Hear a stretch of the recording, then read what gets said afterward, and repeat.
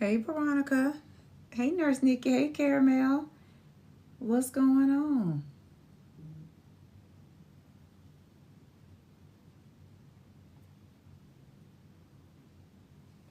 How's everybody doing? Hey, Nisha. Welcome in, everybody. Welcome in. Welcome in. Y'all are on with Ask Nurse Kima. I'm on a quick little break, and I wanted to come on because I was getting a lot of questions and stuff regarding a couple of my posts. So I wanted to come on real quick to see if I can do a live and answer any questions. Hey, Kat. You haven't called me in a while, Veronica. I know, huh? I be hit and miss. This week has been kind of crazy, too. For real.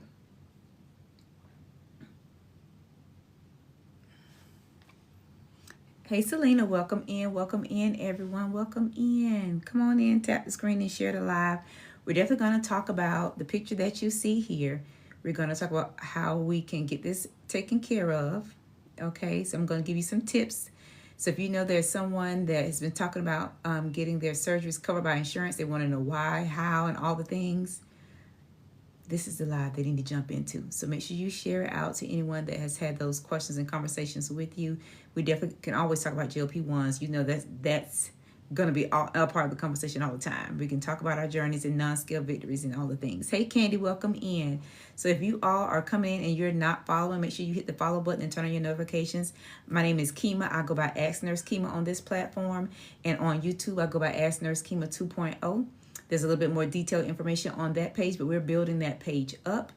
So make sure you're following on all the platforms. Hey, Amanda, how are you? Hey, Dolores, welcome in, welcome in. So if you are new to me, I have been on a GLP-1 medication since November 1st, 2022. So I'm down from my highest weight. My highest weight was 330 pounds. So I've lost 184 pounds in totality from my highest weight. But I started GLP-1 medications after I lost weight, gained weight. You know how that is, back and forth, yo-yoing. So when I started the GLP-1 journey, I was 250 pounds, okay? So here I am now, weighing in at 146, holding steady. My maintenance goes between 146, maybe 155. Hey, Danielle, but I'm comfortable with that. That's my little range, 10 pounds, give or take. I'm cool with it. But when I started on this journey, and started to have the loose skin, I was trying to get my surgery scheduled and approved by the insurance. So that's how we got here. So we're going to talk about it. Hey, Happiness, welcome in, everyone. Welcome in. Hey, Shar, how are you? You go by Joan. You're down 90 pounds with the help of GLP-1s. Congratulations, Joan. Nice to meet you. Nice to meet you.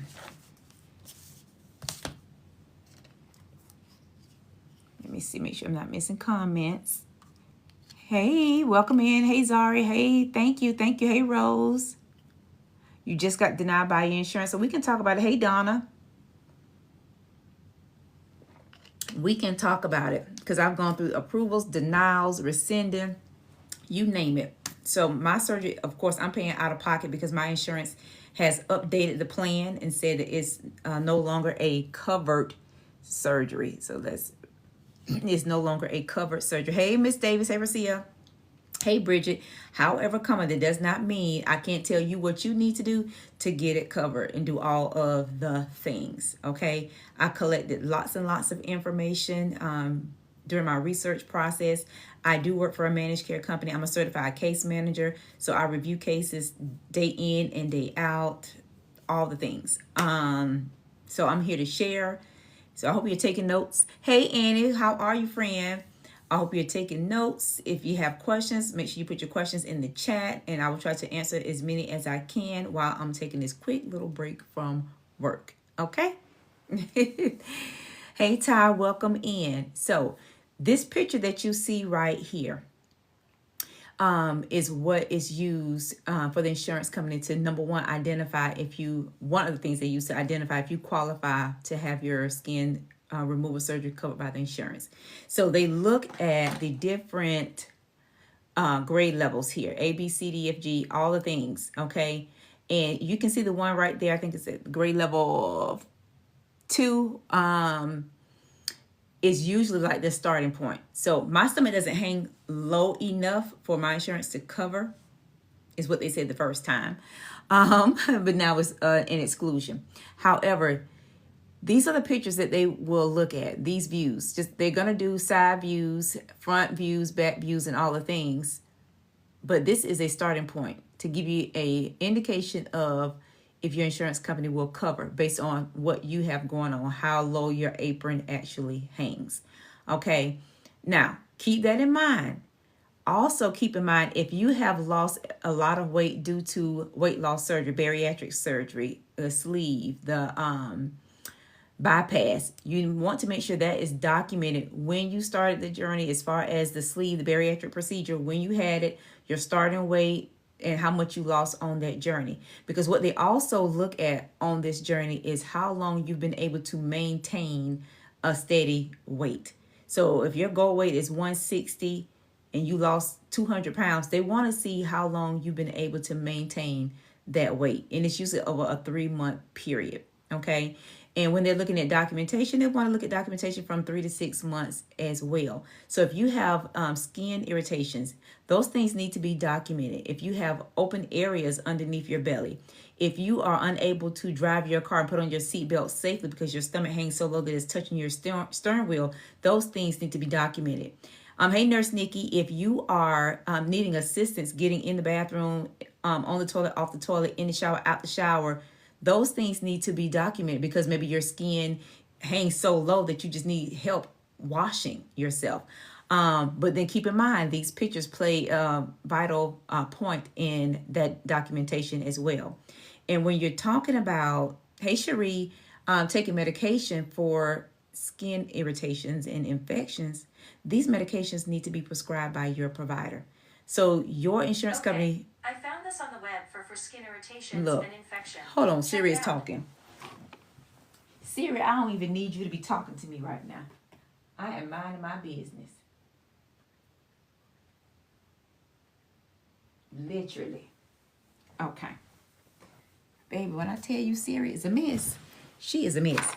Okay, so your insurance company, because they'll go back and look at your pharmacy claims to see how often you're taking this medication, how often you're getting the medication refill.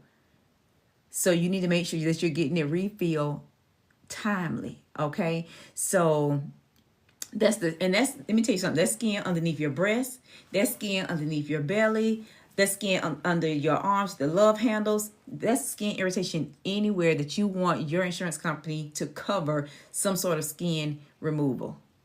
My pleasure, Janet. So just keep those things in mind. So I posted a video with the actual surgery codes. And you also want to keep in mind if you have a hernia, because most insurance companies will cover that hernia repair and muscle repair with that hernia repair. Okay. So if you are unsure, make sure you get an MRI to see if you have a hernia, because that is something that will definitely be approved by your insurance company, and they will cover that with the muscle repair without considering it cosmetic. A lot of times they'll look at your pictures that you send in, they'll say, oh, there's no need for medical necessity, it's just cosmetic, and they'll deny it, even though you may have concerns with your skin and have problems with your skin. So I'm going to use me as an example and be very transparent. I do have extra skin, which is why I'm having the surgery done. However, according to my insurance company, it's really not enough. And again, now it's an exclusion. However, with me being my size, people will look at my pictures and think I don't have extra skin and that I don't have problems. But I have skin tags that came after I started losing so much weight because the skin is touching and rubbing. Okay. I didn't have those skin tags before. Even when I was 330 pounds, I didn't have any skin tags. Now I have them on both sides, and they do get irritated, and I do have to use medication that my doctor has prescribed for me to take to treat that. In addition to making sure I'm not sweating in that area. Now, y'all know I work from home, but I can get up, take my shower, come down and sit and work. If I'm sitting for a long period of time, I can get up and there's sweat in that area. And where you have sweat, you have moisture. Where you have moisture and sweat, you're going to have odor. And you're talking to somebody that's 146 pounds. I have extra skin. So imagine somebody that weighs twice as much. Imagine someone that weighs 40 pounds as much, that just has a little bit more skin than I do. It's a problem, but we want to make sure these things are documented. So what I will post in another video after I get off of this live is the actual diagnosis codes that are needed to support the CPT codes for the surgery. So those things I will post. I don't have them right here with me right now. And I'll give as many as I have seen to be approved for different insurance companies. The video you mentioned about the codes, is it here? It's on TikTok. Yes, Mika, it is. I posted it yesterday, last night, I think it was. I did. So what I want you all to do, there's 126 people in the live. Make sure you share this live. Make sure you share the video that I posted, because the video actually has the codes for surgery as well as this picture right here. And then if you need help with documentation, you can definitely inbox me. I do not charge to help anybody get anything they need. For GLP-1 assistance, for skin removal, tummy tuck, anything. I am a registered nurse. I'm a certified case manager, and I'm an advocate at heart. And at the end of the day, if you have a question, I will do my darndest to get the answer for you. If I don't have it, I will definitely put you in contact with somebody that can help you. The insurance company that I work for, I will not be able to say who it is, but I will, again, help you as much as I can and point you in the right directions, because at the end of the day, the questions that you need to ask are really the same. It doesn't matter who your insurance company is. It's just a matter of fact, what they're going to cover, what they need to get you approved.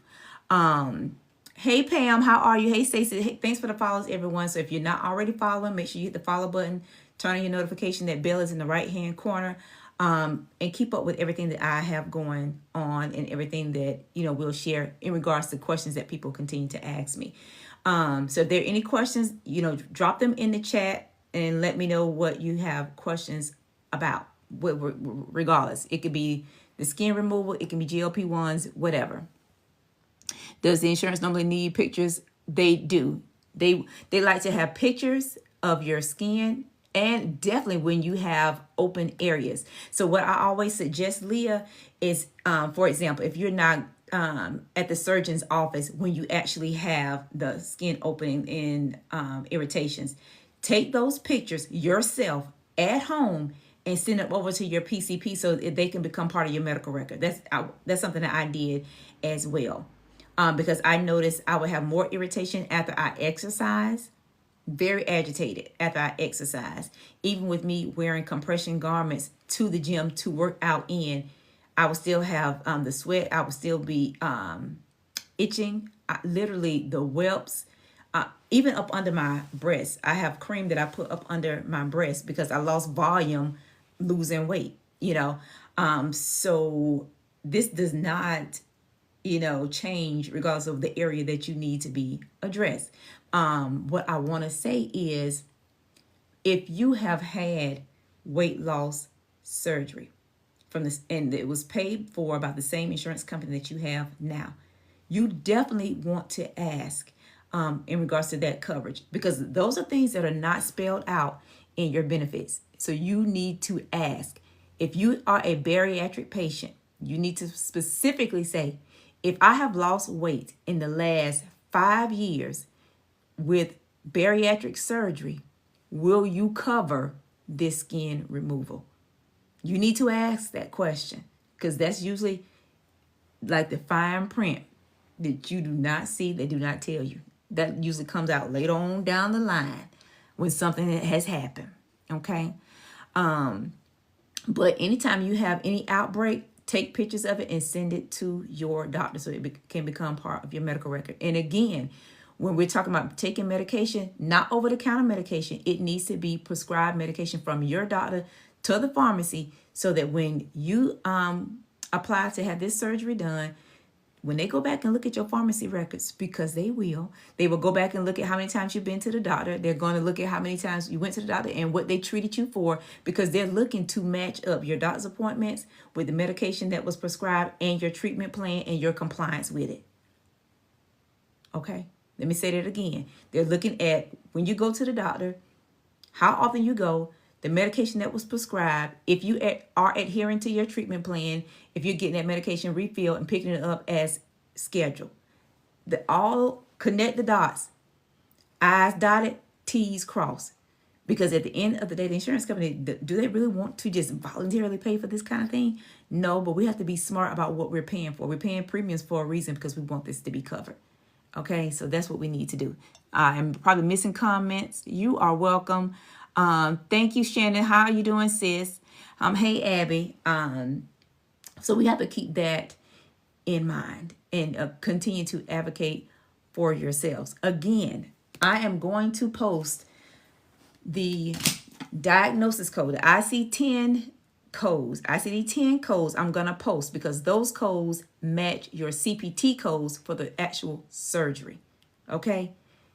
The surgery code is what you're going to ask your insurance, do they cover these CPT codes? You're going to also ask for a list of inpatient providers because at the end of the day, you want somebody good, absolutely, but you definitely want somebody that is in network with your existing insurance company. And then you want to ask them for in-network facilities because just because the doctor is in network does not mean the facility that he or she practices at is in network. So are these CPT codes covered? Is the doctor in network? And or send me a list of in-network providers that perform this procedure, and then send me a list of in-network facilities where I can have this procedure done. That's what you want to know.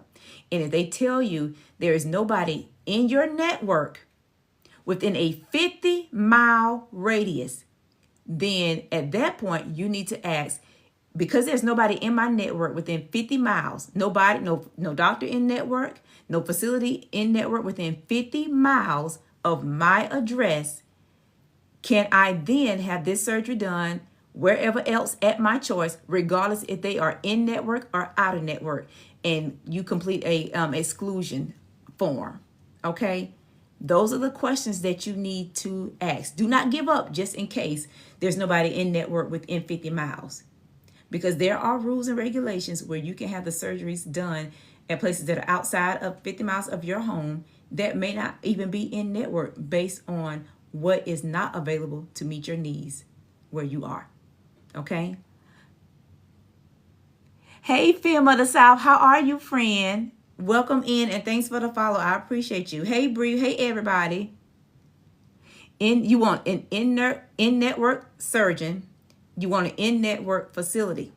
Okay. But just in case they say, come back to you and say there's nobody in network, there's no facility in network, and there is no surgeon in network within 50 miles of your house, your next question is, I need to complete an exception form. I need you to, one, email that to me, and then now tell me what is the requirement. Can I send you, will you send me any out-of-network provider that will cover this surgery that's outside of 50 miles? Because they'll still cover that for you as an in-network provider, basically is what I'm saying. Okay. If you have a cardiac history, example, I had cardiac arrest in 2023. Will you not? I think you're asking, will you not qualify? Lisa, so that is going to depend on the actual surgeon, because what they will ask for is a clearance from your cardiologist. They're going to ask for clearance from your cardiologist. 9 times out of 10, they're going to do it, want the EKG, the readings. They will look at your history. Like, of course, you know, I'm a stroke survivor. So I had to have clearance from my neurologist as well as my PCP. You know, there are certain things that my doctor looked at in order for her to say, okay, yes, Kima, you're somebody I will take as a patient, because she was looking at me like, hey, I don't just take anybody, you know, because she's not going to put herself at risk for taking a high risk patient. Not everybody, every physician is willing to do that. And I truly do understand that. Do you think is for Medicaid to now, you know what? That's a good question. I don't know about Medicaid, but I do know people that have had this covered young that have disability Medicare that are young. But I can research that offline for the state that you are in, and I'll be able to answer that if you want to inbox me. The facility is different from the surgeon's location. Yes, it's very possible. The facility, for example, my physician practices with Emory, but the surgery center is somewhere different. So it's not at the hospital. It's another separate location. So they need to check the location to make sure that location is in network. Thank you, KG. You have Ambetter Insurance. What about that? So with Ambetter, the questions film that I mentioned earlier, you will ask the same questions. You will call Ambetter, give them those surgery codes, and ask if they cover those surgery codes. It's the same process. It does not matter who your insurance is with. For all 180 people in the live right now, it does not matter who you have for coverage. Let's get that straight right now. Nip that in the bud. It doesn't matter. These questions that I am giving to you to ask, you can ask these questions to any insurance company. It's going to be the same questions. You're going to ask for the same approval codes. Are they going to cover these codes across the board? This picture right here is the picture that I use from my specific insurance, okay, who I also work for. However, I am sure your insurance company has these as well. So it's no harm in you asking for this, okay? Tisha said, I have Medicare and Medicaid. I'm 41 with my insurance covers skin removal. So again, I have a very close family member that has Medicare and Medicaid, and Medicare did cover it for her, but she had to follow a very strict guideline, and it probably took her about 6 months to get it done. About 6 months.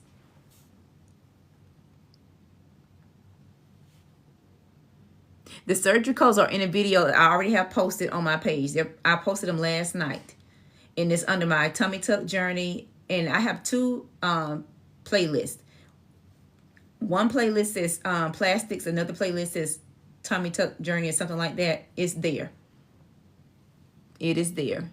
It's not pinned to the top. I can pin it to the top after this live.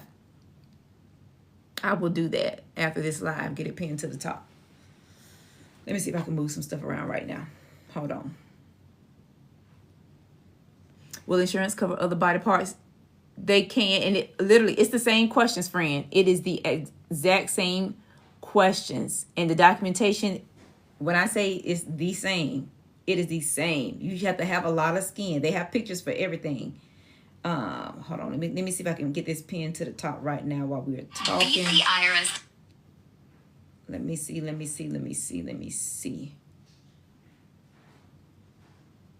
don't think you understand. All right. So let me. This is it. I'm pinning it right now.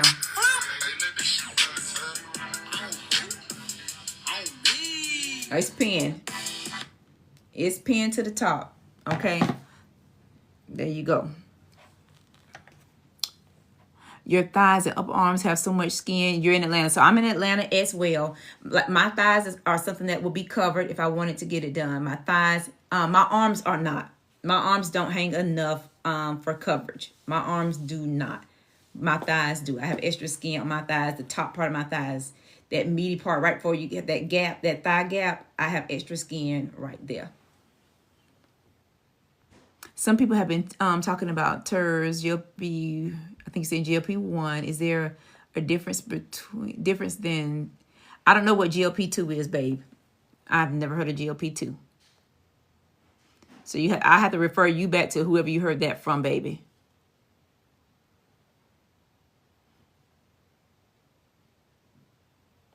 You're in South Georgia? Okay, I'm from South Georgia. I just live in Atlanta right now. Hey, Laverne, welcome in, everybody. Yeah, bro, I have never heard of GLP-2. That's new to me. For real. Welcome in, everybody. Hey, Heidi. Hey, Beverly. Thanks for the follows.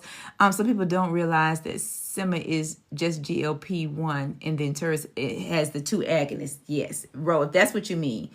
TERS has GLP-1 and GIP, so they have the two dual agonists. I missed that part about the tummy tuck coverage. What part did you miss? Because we talked about so much. I know Warner Robins. I know about Warner Robins because that's what that Buc-ee's is that I go to all the time.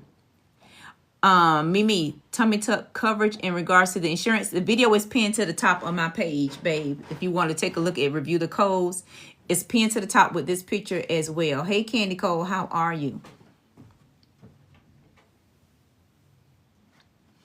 Leah, Immunosuppressants, compromising recovery from panniculectomy. Will I have to come off for a while? So, Leah, when it comes to medications that you take, whether over the counter, prescribed, cardiac meds, immunosuppressants, those medications, your doctor will tell you what you need to start and stop. And that's part of the clearance. So, your specialist will make that recommendation. Your specialist will communicate to your surgeon and give them the expectation of what you need to start or stop, or if you can continue to take the medications up until your surgery date. And that's really going to depend on where you are right now with that particular situation, if that makes sense. Like for me, I take a baby aspirin every day, but because I'm pretty stable as far as my medical history, I could stop taking the aspirin 7 days prior to surgery without having any issues. However, even though I am stable and I have not had a seizure in over 2 years, because that's a big deal and it can put me at risk for not taking the medication to the point that I can have more seizures and that could be worse, that's a medication that I continue to take no matter what. So that just to give you an example, I can stop with the aspirin, I cannot stop with the Keppra. Hey BW, hey Tamika, welcome in everybody. There is 188 people in the live right now. If you have questions in regards to GLP-1 medications, skin removal, tummy tuck, insurance, ask your questions, feel free. If you're not already following, make sure you hit that follow button. Okay, hit that profile picture and to hit that follow button and turn on your notifications so that you can catch up on the videos and make sure you're on top of when I'm going live. Okay, so you don't want to miss out on anything. You're a grading 1. So when I first went to the doctor, I was probably about a 1. It's not quite a 2. It really isn't. I'm probably in between because I end up losing about 15 more pounds in that year's time. So it does hang a little bit more. But my insurance came back and said it's not even covered. Last year it was covered. This year it is not. It's an exclusion this year. But I was already prepared to pay out of pocket, so I didn't even care. You're on Victoza. How do you like it? Victoza is a good medication that lowers your A1C, keeps your blood sugars in check. And I've heard some people say they have lost some weight with Victoza as well. I prefer the back of my left arm. I was a stomach girl for the first 12 weeks, and then I started rotating around. Is surgery covered by Medicare if you meet the medical necessity for it? And medical necessity for most insurance companies looks the same, friends. It looks the same. So if you need to screenshot this or go back to my video that's pinned to the top of my page and save it, favorite that video, share it to your friends, do that, because again, this is the basis. Just looking at your pictures that your doctor will submit. This is the basis. And then they're going to dig into the issues that you have with this skin as to why you need to have the surgery done. So you need to be looking at proving how this skin, extra skin, affects your quality of life. Okay? What prohibits you from living the best life possible? Is it medical conditions? Is it the fact that you and your husband cannot be intimate because it takes a lot to lift that skin up for you and him to enjoy each other? That's a thing. That's important. Okay? We don't need to dismiss that. That's important. If you cannot comfortably drive in your car, hey, sis, hey, Keisha, if you cannot comfortably drive in your car, putting the seatbelt on and drive without your stomach affecting how you turn the wheel because it's hanging at the bottom, that's a problem. That affects your ability to drive where you need to go and being safe, because do you want to wear your seatbelt or not? Okay? But when you're talking about your quality of life, do not omit anything. Everything that you can possibly think of as to why the extra skin of your arms bothers you, what is getting in the way on your belly, your thighs.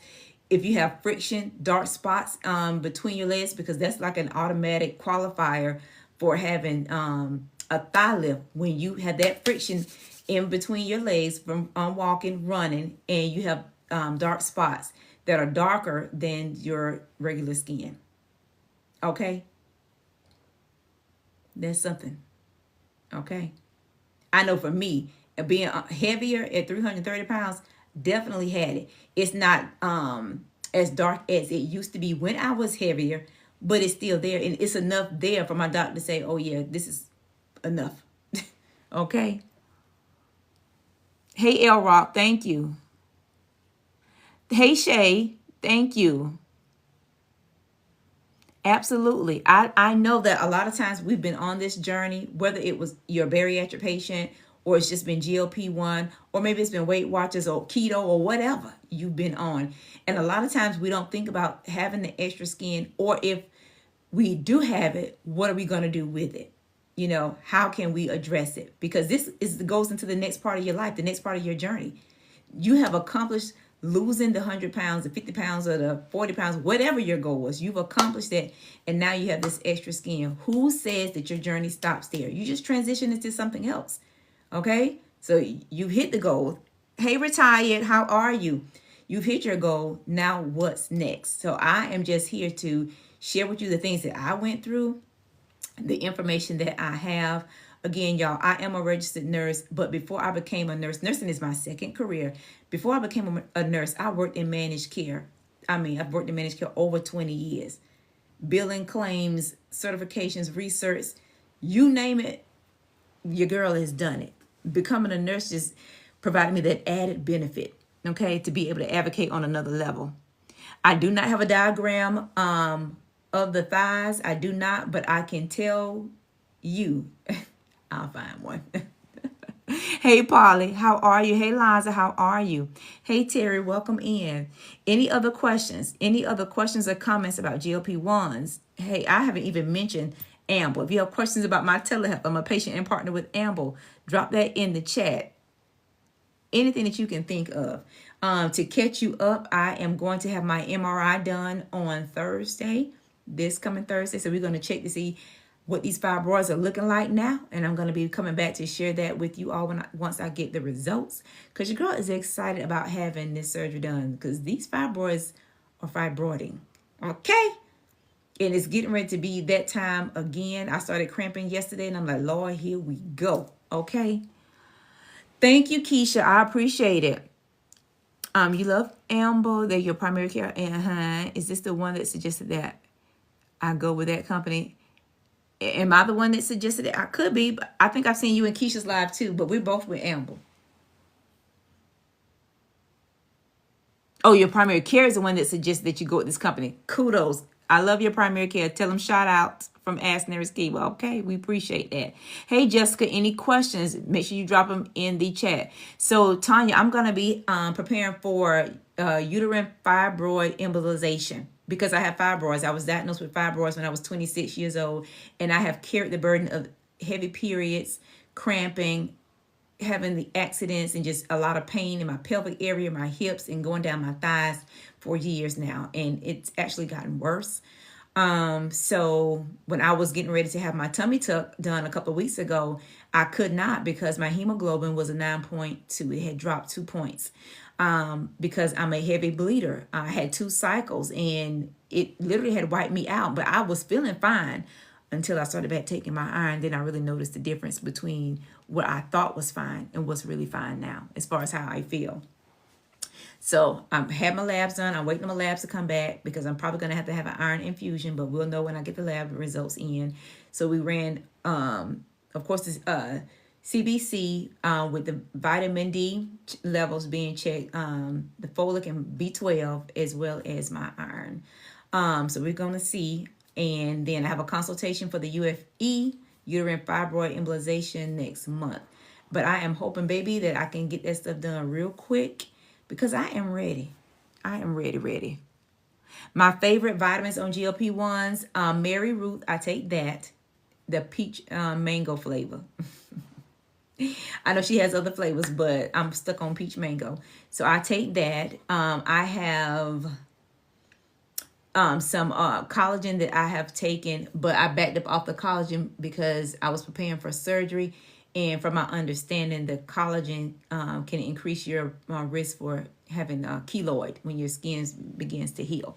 So I had to back up from that. But my favorite has been the Mary Roots. I do have other supplements that I have taken. I'm provided by Plume. It's like this loose deuce on the loose. This is fiber. Now that helps. It's very subtle. So I take that as well. But Mare Roots has been very vital when it came to like just growing my hair out. My goodness, I was taking it because I was getting ready to take labs, get my labs done again. But baby, it grew my hair out so much. So, have I been off GLP-1 medications 1 month before surgery? Yes. So I've actually been off GLP-1 medications twice for 2 months before surgery. And I only gained 3 to 4 pounds in water weight. So positively me, I'm one of those girls, I call myself a scientist because I try this and I'm gonna try that and then report back to, what I did and how it affected me. So I have gone without GLP-1 medications just on my own, just to see what it would look like. Am I gonna gain the weight back? Will I have the food noise? What's gonna happen? Because I'm one of those girlies. So I was very successful the times that I was without the medication. And as far as my plastic surgeon, they require that you stop taking the medication, GLP-1s, 2 weeks prior to surgery. On the scale, when does insurance start covering it? Like, it's number 1 cover. I'm not sure, Savoy, what you're asking. On that scale, on this scale here, when does insurance start covering it, like number 1 being covered?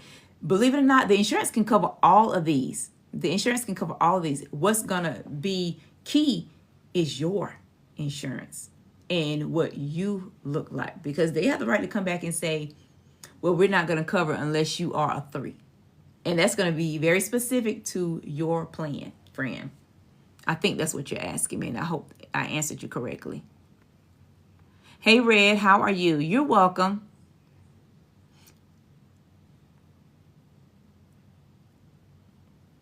Cheryl, what are you asking? How do you get the GLP-1? Is that what you're asking? Positively me, I'm gonna have a UFE and a tummy tuck. Yes. This picture right here is what is used for skin removal, panniculectomy.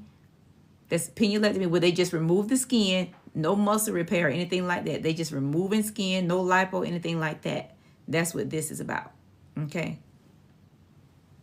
But for people that have hernias, insurance company will cover it if you have a hernia and cover the muscle repair.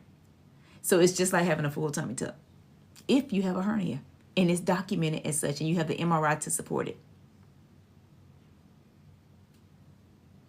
Hey, Marie, you just joining. Welcome in. My insurance does cover it, but my doctor is giving me a hard time. Cheryl, guess what? If your insurance covers it and your doctor is giving you a hard time, there are telehealths out here that have providers that will get you the medication that you need and write the script for you if you have the coverage already. I'm going to have drains. I'm the nurse that does not believe in having a tummy tuck without the drains. The drains are in place for me to help get that extra fluid, lymphatic fluid out, and fluid from just inflammation from having the surgery removed from your body. I believe that lowers your risk for having seromas and fibrosis. That's just chemo. I do know that people do have the surgeries without the drains, and the doctors typically charge more for it to be drainless, which for me is a red flag. You charging me more, why? What is that costing you or saving you? But anywho, I'm the one that believes in drains. I'm a drain girly. Candy, you have a high hernia, so you get your MRI. Have your MRI results sent over to the surgeon of your choice that is in network with your insurance company, friend, and get the hernia repair done and the muscle repair, friend. And I put that code is also pinned on that video. You think you're too old? How old are you? I'm 46. Hey, Chastity. I'm feeling wonderful, feeling really good. Been taking my iron like I'm supposed to, all my meds and all the things. What would happen if you didn't have the muscle repair? What do you mean what would happen if you didn't have the muscle repair? Muscle repair is needed for people that have that separation of muscles, like for women that have had a couple of kids and they have that separation of the muscles in the middle. I don't need muscle repair. I've only had 1 child, and my physician says I don't have any separation there, so I won't have it. But for people that need the muscle repair, for me personally, if you need muscle repair and it's not covered by your insurance company, I feel like that's an investment. That's something I would definitely invest in myself. Because if you're going to go in and the insurance company is going to cover the bulk of it, I would definitely pay for the rest out of pocket. Or would they have a care credit these days? Or you put it on one of your credit cards or something. You know what I mean? Hey, Heidi. Earlier I stated that I have had some surgeon tell me that 72 is a little too old to be asleep that long.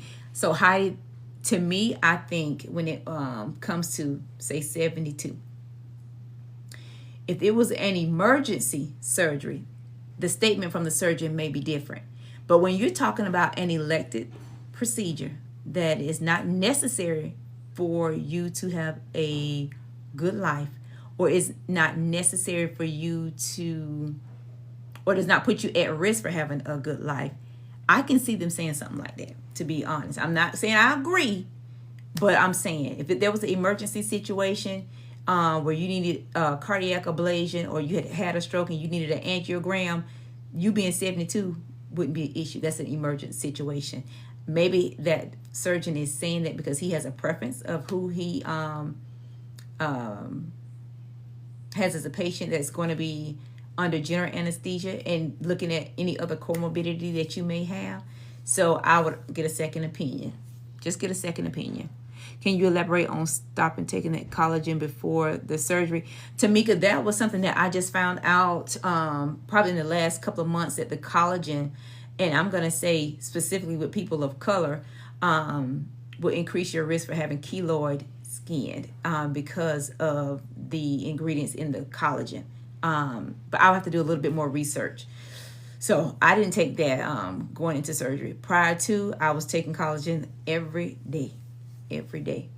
Because for me, I have a C-section scar and you can't really see it. I have to point it out because it's really, really, really light, and I don't have it didn't keloid.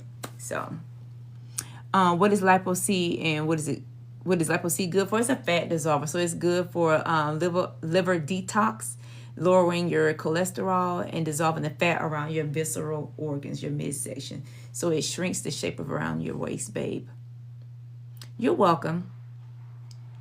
And I guess I wouldn't have guessed you are over the age of 30. Yes, honey, I am. How often do I come on? I try to come on at least 3 to 4 days a week. Sometimes it is hit or miss. God knows. I try. However, there's nothing wrong with making a request. If somebody inboxes me and asks me to go live to talk about something specific, I will get on live and then tell you when I'm coming. So it doesn't hurt to ask. It doesn't hurt to ask. If you haven't seen me on and you want to have a conversation with me on live, just send me a message. You can send me a DM and say, hey, Kima, can you go live? Because I got a question about X, Y, and Z. And I will turn it into that live and talk about whatever you got a question about. Because guess what? If you have a question about it, somebody else does too. Will insurance pay for having your arms done if it's causing muscle pain or maybe even carpal tunnel? So insurance companies can cover extra skin. But with that pain, I can tell you that they're going to need more than pain, muscle pain. They're going to need a little bit more as far as coverage with that. A little bit more than that. So what else? You're having this pain, and what is that pain prohibiting you to do? What are you not able to do because you're in so much pain? So it's like that. You're going to have to dig a little deeper. Lipo-C from Amble, baby. So collagen helps give you that fullness in your face. It does help with hair growth as well. So when I started taking collagen, it's because I was losing weight and I kind of felt like my face was sinking in. Like you hear people talk about that Ozempic face. That. Okay. We don't want that. So we take it to help with that as well. You're welcome. Any other questions, comments? Oh, that moved down. I hate when I do that. Because I thought I saw something. Hold on. Let me check my time, y'all, because I feel like I might be running over. Hold on.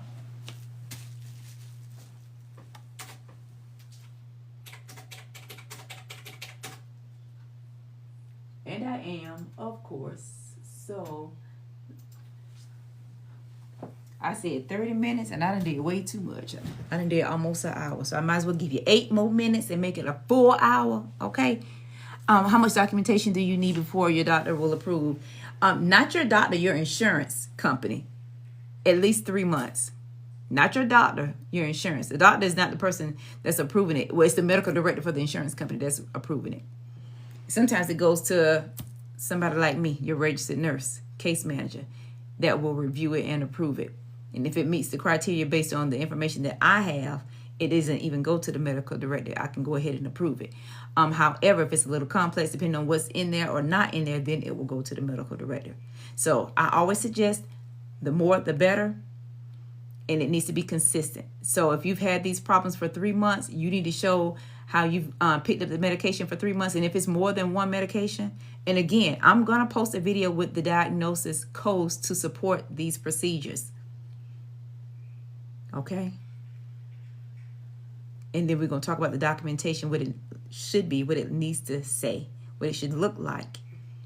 And it needs to be that way for at least 3 months.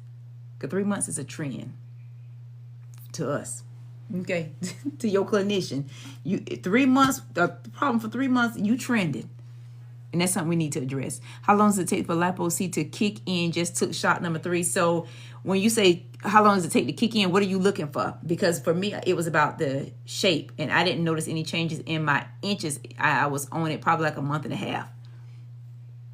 How painful is the skin removal surgery? You lost 100 pounds. So I lost over 100 pounds. I have not had it, Jay. I have not. I was scheduled to have it on April the 3rd, but my hemoglobin was 9.2, so I didn't have it. Honey, I was all there, ready, dressed out, IV in place. Hemoglobin was low. So again, and let me say this, to my bariatric patients, to my people on GLP-1s, it's very important to have your levels on point. That hemoglobin, you want it to be on point. Your A1C, you want it to be on point. Okay? I posted a video of really good supplements, iron supplements, the vegetarian blend you can drink. It tastes nasty, but drink it and chase it with some orange juice because it will help you. It will help you. They just caught me slipping with them heavy periods back to back, okay? Because that would not have normally happened to your girl. But keep that in mind. And also keep in mind my sisters, my black sisters, understand that it is very common for us to be anemic. Do not ignore the ice chewing. You know, I chew ice 30 going 90. Do not ignore the ice chewing. Now, I was never one to, be craving dirt or, what is that other thing? Cornstarch. I was never that girl. I did crave ice. But we need to keep that in mind, okay? Because that's really important. So you want to make sure your iron is good up to point. A1C is good up to point. Your hemoglobin's on point. Okay, just keep that stuff in mind. Hey, Nikki. When would you introduce lipo-C or AOD being on a GLP-1 journey? So I'm not familiar with AOD, so I can't speak to that. But I started my lipo-C journey after I lost 50 pounds. If you want to start it before then, that's totally up to you. I just want you to be realistic with why you want to start it and what are you wanting your body to look like. What do you want the lipo-C to give? Hey, Miss Golden, how are you? Is that 3 months of documentation for surgery? Yes, Boss Lady Davis. Uh-oh. Yes. And I'm probably missing. Why is it bad to chew ice when you are anemic? Listen, the problem is chewing the ice. It lowers our red blood cells for carrying the oxygen through the blood for us to be oxygenated. And long story short. So chewing the ice just makes it worse. Hey, Nurse in Reverse. Hey, Wanda, how are you? 5 pounds to go, hoping insurance will approve NJ for maintenance. Congratulations and keep us posted. Lipo-C is a fat dissolver that dissolves the fat around your visceral organs, friends. Heidi, is this shot that you have? I don't give anything I am. Everything that I take is sub-Q.